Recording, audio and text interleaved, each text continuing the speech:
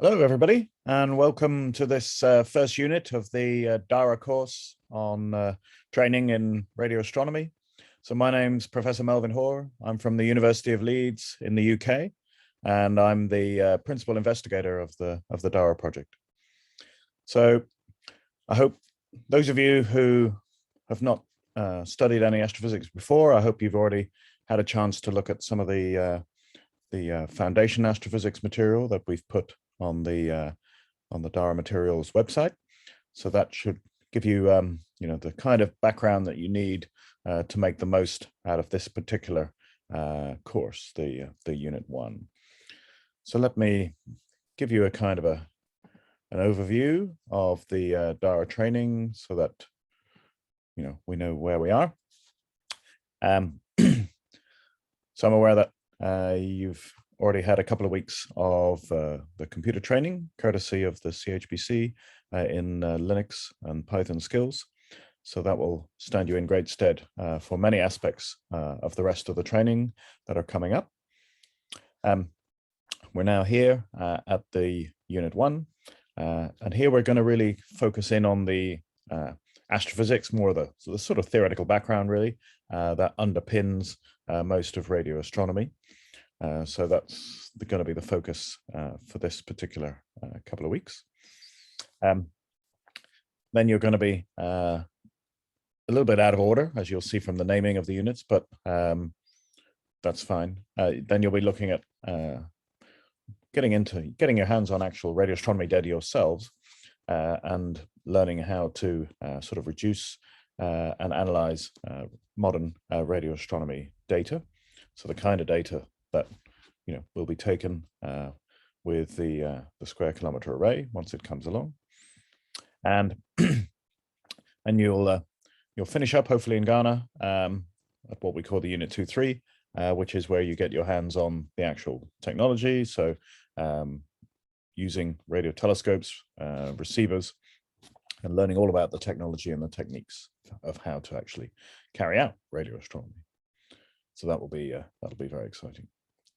And at the end, we'll try and get all the countries together in a virtual network meeting where we will outline how you can use the kind of skills that you'll develop over the DARA program in radio astronomy. And not everyone is going to become a radio astronomer, that's for sure. So how you can use those skills for ideas you might have in starting your own business or getting involved in the space related industries, those kinds of things. Okay, so what are the aims of this first Unit 1 in the DARA training? So as I mentioned, we're really trying to get into the astrophysics that will underpin all of the various types of radio sources that you can hear about and study in the night sky. And that will, include looking at the physics of the different emission mechanisms. And, what we see from the sky is basically just radiation.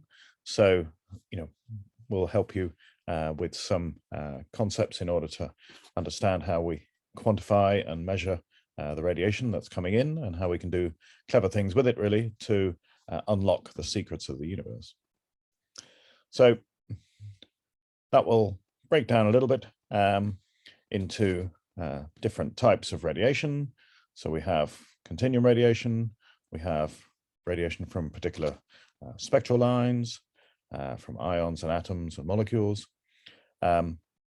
Another feature of radiation that's particularly exploited in the radio wave band is the polarization, both kind of linear and circular, of electromagnetic waves. And then there is the aspect of time variation. So how radio sources change with time can again give incredibly useful and stunning insights and surprising insights into what's going on out there in the universe. And another real aim of this is that once you've sort of finished Unit 1, we're going to be going at the basics, really. But to give you the kind of background where you can get a grasp for what the square kilometer array science goals are all about, so that you've got some kind of, connect between your knowledge and those cutting edge goals for the next decade or several decades, when the SK will actually be operating in Africa and Australia.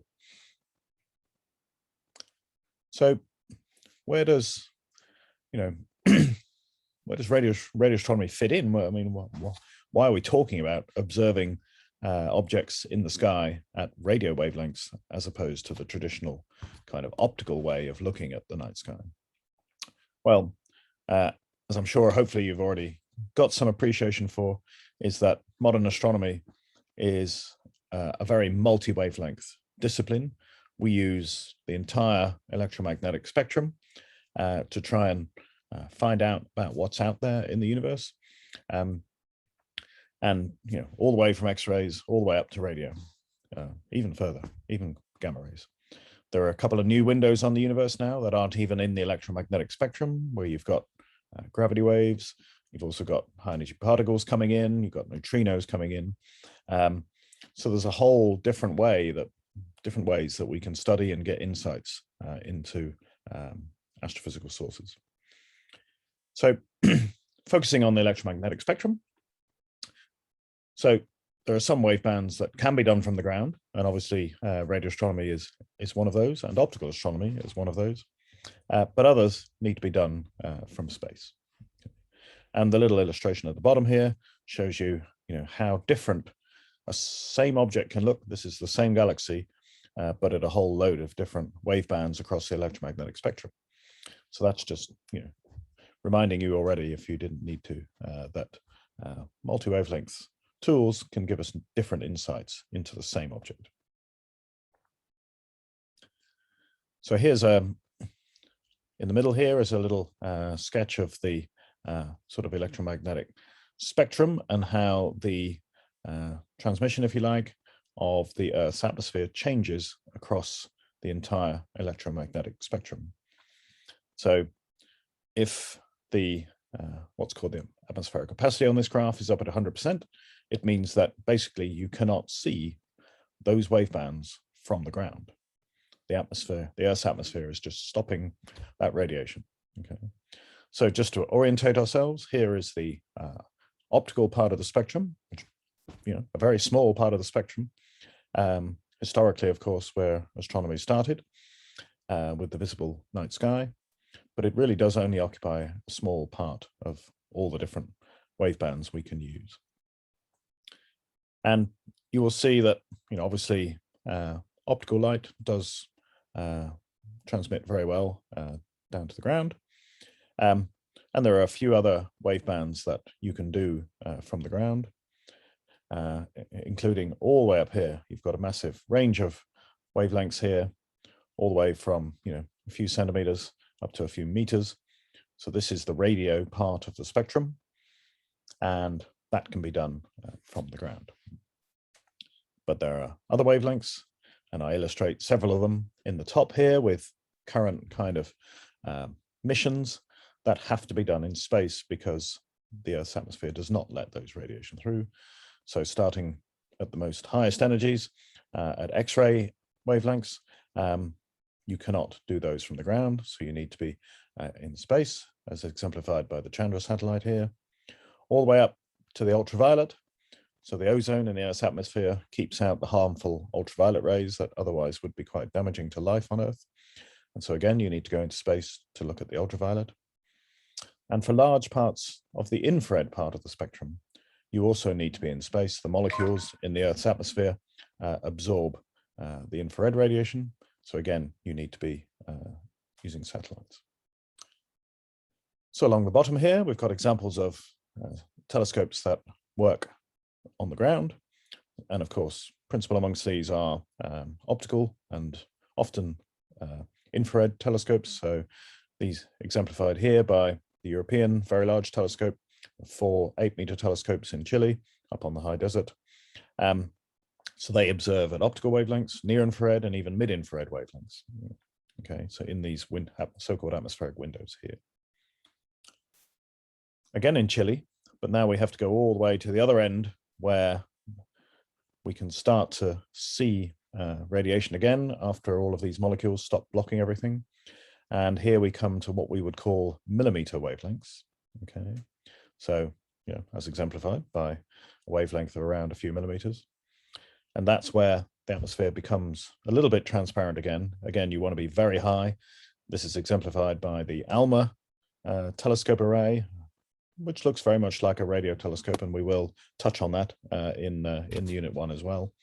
And so it's up at 5,000 meters here in the Atacama Desert in Chile to get above most of the atmosphere and be able to see those millimeter wavelengths, but still from the ground.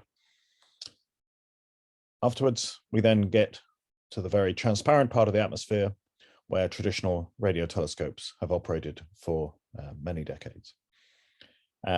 Here I'm exemplifying this by what's called the European VLBI network, which actually goes way beyond its core in Europe over into Asia, and even already for many years down into Africa, with a telescope in South Africa joining in.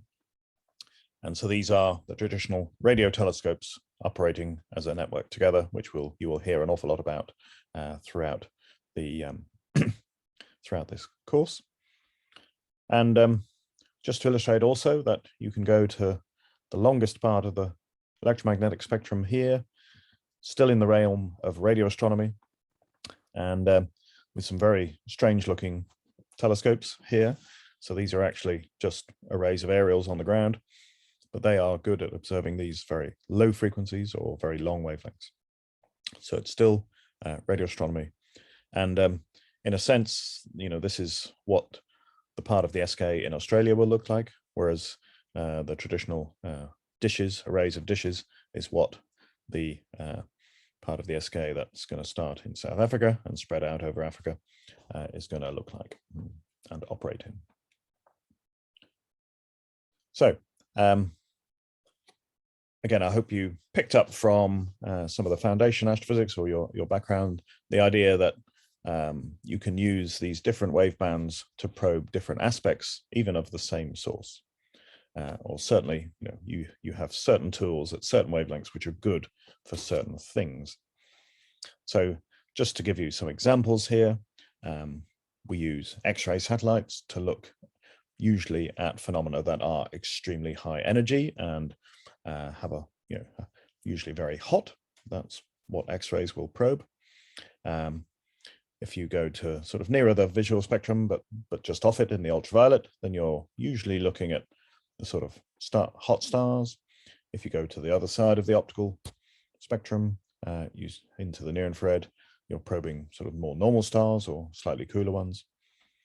But this is the realm of looking at stars, basically, just like with our naked eye in the optical, because that's where most of their energy comes out.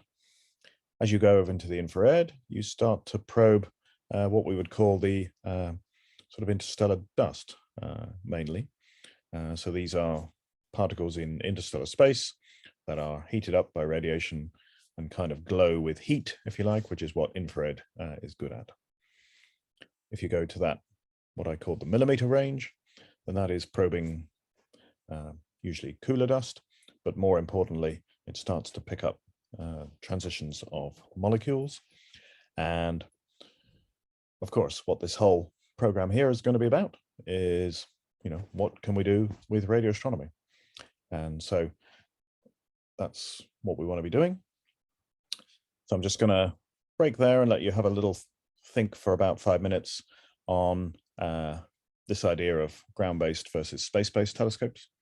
What are the advantages and disadvantages of telescopes on the ground and satellites in space using telescopes?